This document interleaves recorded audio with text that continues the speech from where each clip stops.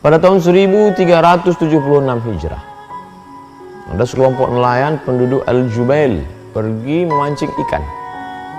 3 hari 3 malam lamanya mereka di tengah laut tanpa ada mendapat apa-apa. Sementara di samping mereka ada sekelompok nelayan tidak sholat, lalai, melupakan Allah, tapi justru tangkapan ikan mereka banyak sekali. Biasa, yang namanya manusia, rambut sama hitam, isi kepala macam-macam. Lalu ada di antara mereka yang berbisik, kita sholat tapi tidak dapat ikan. Itu tetangga kita nggak sholat, nggak sujud, nggak beribadah, nggak zikir, nggak baca Quran, ikannya banyak. Setan masuk. Akhirnya apa yang mereka lakukan? Mereka mulai tinggalkan sholat subuh dulu, lama-lama maghrib, zuhur, asar, apalagi lama-lama isya, berhenti, off, tidak sholat sama sekali. Apa yang terjadi? Tiba-tiba mereka mendapatkan satu ikan besar. Lalu kemudian setelah mereka tangkap, mereka belah perutnya. Di dalam perut ikan itu ada mutiara yang mahal, luar biasa. Begitulah Allah Subhanahu wa ta'ala menguji iman mereka. Menurut standar keduniawian mereka sudah lulus, karena mereka sudah berhasil mendapatkan tangkapan. Apa yang diinginkan seorang petani selain dari tanaman? Apa yang diinginkan selain pedagang selain keuntungan? Apa yang diinginkan nelayan selain tangkapan ikan? Sudah dapat ikan, bahkan bonus. Ikan dapat, dibelah, disobek, dirobek perut ikan. Mutiara mahal. Tapi ternyata di tengah orang-orang yang diuji itu ada satu yang lulus. Dan dia berkata dalam hati, ini tidak ada berkah.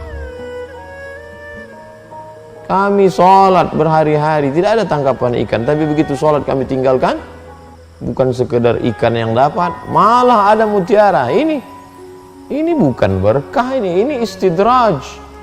Sanastadrijuhum min haitsu la ya'lamun. Kami permainkan ada di antara hamba itu dengan istidraj. Tidak puasa, tapi rezeki berlimpah, tidak sholat, tapi jabatan bertambah, tidak pernah bersedekah, tapi badan sehat. Ini bukan nikmat, ini ujian berbalut nikmat.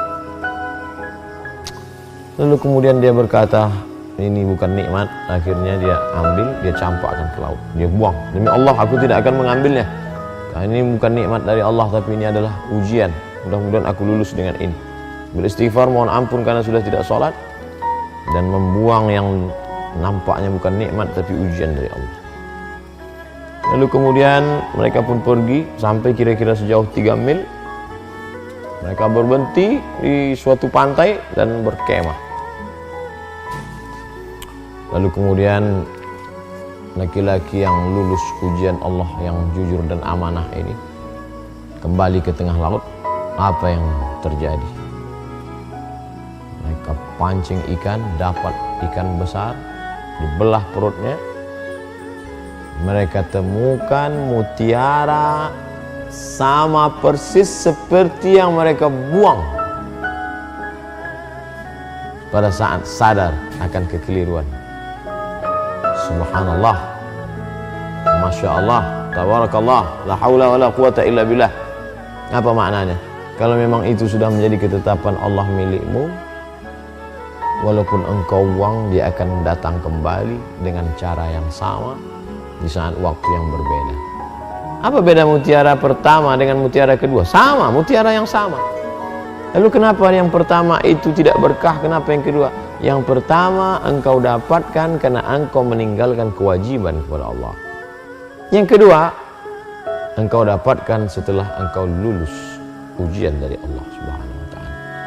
Oleh sebab itu benar ungkapan Al-Imam Al-Hasan Al-Basri, alimtu anna rizqi la ya'khudhuhu ghairi fatma'anna qalbi. Aku tahu rezekiku tak mungkin diambil orang lain. Fatma'anna qalbi, maka hatiku pun menjadi tenang. Rezeki yang sudah ditetapkan Allah Subhanahu wa ta'ala, mutiara yang datang dari perut ikan, satu kali dia datang dengan cara yang haram, di masa yang lain dia datang dengan cara yang halal. Maka tinggalkan yang haram, ambillah yang halal. Iqna bima qasamallahu lak takun aghnan nas. Merasa cukup dengan pemberian yang dititipkan Allah, kau akan menjadi orang yang amat sangat berkecukupan.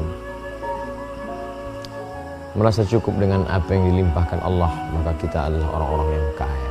Sebaliknya, walaupun berkecukupan tapi senantiasa dalam hati merasa kurang, perlu, butuh, maka sungguhnya adalah orang-orang kaya yang bermental fakir, senantiasa merasakan kekurangan. Jangan pernah merasa mendapat nikmat selama kita masih menjadi pelaku dosa. Sebenarnya itu adalah bagian daripada laknat Allah Subhanahu wa ta'ala. Bendanya sama, bentuknya sama, tapi dipandang dengan pandangan yang berbeda. Oleh sebab itu, mari kita jaga, luruskan niat, bersihkan hati, introspeksi diri. Apakah ini aku peroleh karena rahmat Allah, ataukah ini ujian dari Allah, ataukah ini musibah? Mudah-mudahan kita termasuk orang yang senantiasa memperhatikan, merenungkan, sehingga tidak cepat berkata alhamdulillah ini nikmat besar, yang pada hakikatnya sebenarnya adalah ujian, menguji keimanan dari Allah Subhanahu wa ta'ala. Jangan pernah cemas pada yang hilang, jangan pernah berputus asa pada yang jauh dipandang, karena kalau sudah menjadi ketetapan Allah, dia akan kembali pulang. Mudah-mudahan kita termasuk orang-orang yang sabar, istiqomah dalam menjalani gelombang kehidupan, insya Allah. Terima kasih.